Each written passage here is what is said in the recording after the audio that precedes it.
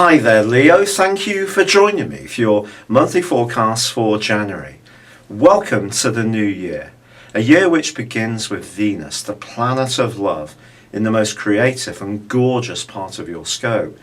This is an area which is very much to do with romance, and it can give you almost a romantic vibe as you think about the opportunities that 2016 hold.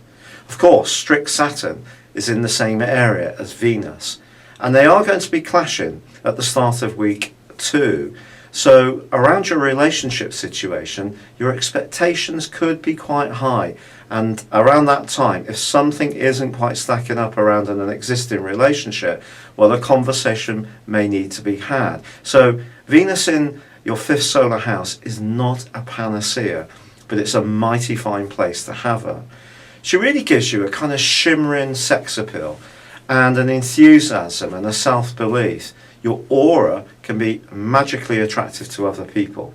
I'm sorry, even more magically attractive to other people.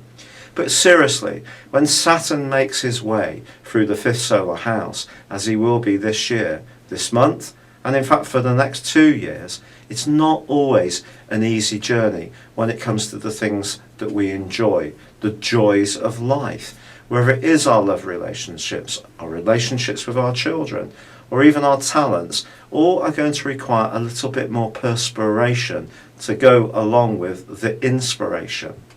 However, there is still going to be quite a lot of attention or planetary activity in the area which is to do with those details. The Sun forges a great link with Saturn at the start of this year, a semi-sextile. This is very enabling. It's suggesting that if you can add to your passion those qualities of application and dedication, there's an awful lot you will achieve. But there are also some complications this month, quite frankly, and they come principally from some retrogrades too. And the first begins with Mercury, which switches signs on the face of it very helpfully for you on the 2nd into Aquarius. And along with Venus's location in Sagittarius, for a few days this can trigger some excellent and very constructive two-way dialogue. But then Mercury slams on the brakes and starts to enter its first of 3 retrogrades that it goes through each year. This one's going to last until the 25th of January, but what makes this particularly fascinating is that it only hangs around in Aquarius until the 9th, and then it's reversing back into the sign of Capricorn, where all these details are so important. So if you do want to have a conversation with someone, a discussion, a meeting, do a presentation, try to get it in right at the start of the month. Also, Jupiter, the planet traditionally a fortune in astrology, starts to go retrograde from the 8th. This is for 4 months, and it's in your sector of everyday resources. And between the start of this year and the 8th of September, you do have an opportunity to improve your lot. But the following 4 months from the 8th of January just suggests you cannot take it for granted. Jupiter can kind of kid us into thinking that everything will be okay. People who have quite a lot of Jupiter in their horoscope, say, for example, a square with the Sun, square with the Ascendant, will come across as larger-than-life characters.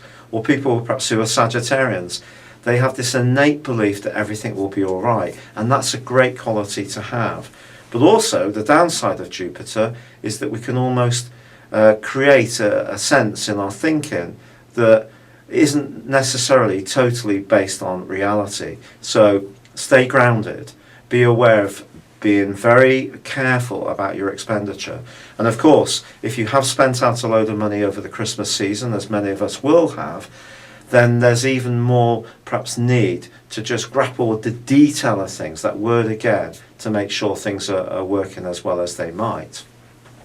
So we got those 2 retrogrades, but Venus starts to move forward in Sagittarius and then meets with Saturn, as I say, at the start of week 2. This can help you to think very seriously about your love relationship. If you're involved in one, that dialogue is going to be important to you. But equally, if you're in a relationship where you do, or you perceive that you do all the extra work around domestic chores, if you live together and your partner tends to take it easy, then that may be something that really starts to irk you. Because there's a big clash at the start of this year and for the whole of January, which is going to go on until the end of March. And it's one which has been resonating around the heavens over the last few years. And it's one between Uranus and Pluto.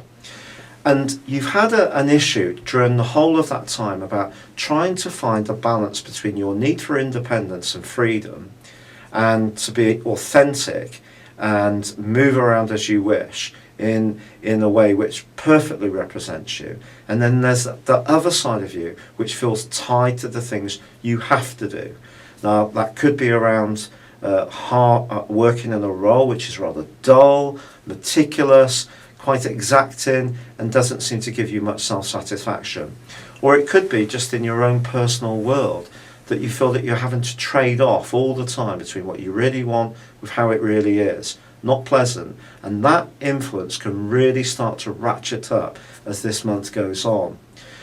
However, there is another change at the start of this month, and that's to do with Mars, which has been in a very persuasive part of your horoscope for the last 6 weeks of 2015. But he then moves into the sign of Scorpio on the 2nd of the year, I beg your pardon, on the 4th of January. And this is an opportunity for you to think about using your energies to improve your home, the fabric of your home. So if there have been plans in the pipeline, those could come to fruition this year.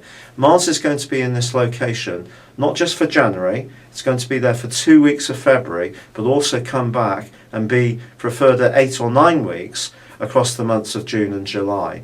So your determination to improve the physical structure of your home can be quite strong. That could mean moving altogether. But there are some downsides with Mars. It's the planet of impatience. It's about instant gratification. We want things straight away. And it could make you a little bit more prickly around your emotional feelings. Or if anyone challenges you about stuff, could see you more defensive. And with all that precision stuff there, then when you do speak, there could be a tendency to be a bit sharp, like a needle, in the way you respond. But what Venus is doing, and Mercury right at the start of the year, is saying keep that diplomacy going, keep a little bit of charm in the equation. It will keep the lines of communication well greased. But Mars then goes on to actually forge a really beautiful link with Neptune. And if there are some changes that you want to make to your home or how you live there, you can be in inspired form from the 11th through to the 23rd and may come up with some incredibly innovative or imaginative solutions to add that extra comfort. It could be through furnishings, it could be some structural changes, or as I say, relocating altogether. Now there is, of course, a change as the month goes on with the Sun in Capricorn. It does its new moon on the 11th, but it does also get tied into that Uranus influence. So once more, that trade between what you want to do for yourself and what you feel you have to is going to be emphasised. But it is an opportunity to look again at health practices, to be much more conscious of what's in the ingredients of the food you eat, to be more aware of nutrients over volume. That's a particularly important area that you can be helped by all this Capricornian energy. Drill down into the details. The more you can cut out the things that are not so good for you, the better. And don't use outdated health advice on diet. It's fine to have butter, to eat a certain amount of meat. If you can afford to eat organic foods, better still, because the purity they bring. And purity is going to be important to you this year, Leo. It really, really is. And that may be some of the ways that you want to rebel against your circumstances, by being much more passionate about issues like this. And you may even embrace some holistic medicine approaches. Good for you if so. Anything that you can enlighten yourself around to improve the basic well-being of your body, mind or spirit is a very good thing to grapple with as this new year begins. But there is a change on the 21st when the Sun moves into your opposite sign of Aquarius. And relationships really come into focus then, but particularly on the 23rd, on the back of the full moon in your sign. Just be careful that you're not being too impatient if things aren't going exactly as you want, because Mercury ties in with Pluto in the last 2 weeks of this month. It does start to go forth on the 25th, But it is in Capricorn, and it's going to make you very picky potentially. Don't be so picky to the point that you destroy a basically good relationship just because you're obsessing about a detail but not seeing the big picture. But then again, this full moon might actually inform you that it's time to move on. If you feel that you've given everything you can to a situation and it's never going to get to where you want, you may feel it's time to break off and start again. Then again, if you're footloose and fancy free, this full moon can be entirely wonderful and can bring more attention your way. And in fact, with Venus in Sagittarius all month, believe me, you could, if you are looking for a greater amount of social interaction and perhaps potentially to meet someone, there is the opportunity for you to really strut your stuff in the most glamorous of ways. You're just going to be oozing extra sex appeal. So, as the month draws to a close, there is still that blend between precision and also your creativity. Precision's quite a theme, isn't it? But there is also the people stuff in there as well. And it's very, very strong. And you're usually very gifted and very charismatic when it comes to talking to people. But certainly towards the end of the month, your listening skills and attention to what other people are saying to you is also crucial. It's been a real pleasure being with you. Thank you for joining me. Good luck and goodbye for now.